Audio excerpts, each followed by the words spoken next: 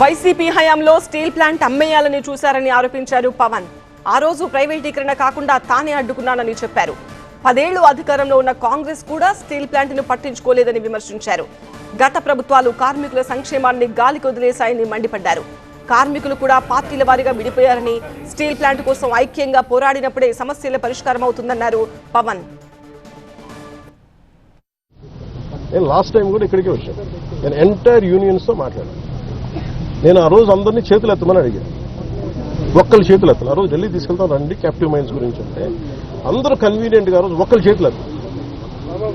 అంటే మీరు individual party politics మీరు కలెక్టివ్ గా స్టీల్ ప్లాంట్ మాది అనుకున్న irrespective of party verticals or wing verticals పక్కన పెడితే మీరు స్టీల్ ప్లాంట్ కార్మికులు బాగు కోరుకోవాలి, ఇది బాగుండాలి, ఇది విశాఖ ఉక్కు, ఇది ఆంధ్రుల హక్కు అనే మీరు పదాన్ని నిజంగా మీరు ముందుకు తీసుకెళ్లాలి స్ఫూర్తినంటే, నేను ఆ రోజున ఇదే దాంట్లో గత వైసీపీ ప్రభుత్వం ఇది అమ్మేస్తానంటే మేము వచ్చి కూర్చొని కొట్లాడాలి. ఎవరైతే బాధ్యతలు తీసుకుంటారో వాళ్ళ మీద ఎక్కువ ప్రశ్నలు వస్తాయి తప్ప అడగాల్సింది ఎవరు? ఒక 5 సంవత్సరాల నుంచి వాళ్ళు ఉన్నారు. దానికి ముందు కాంగ్రెస్ ప్రభుత్వం ఉంది, ఆల్మోస్ట్ క్లోజ్ టు 10 years.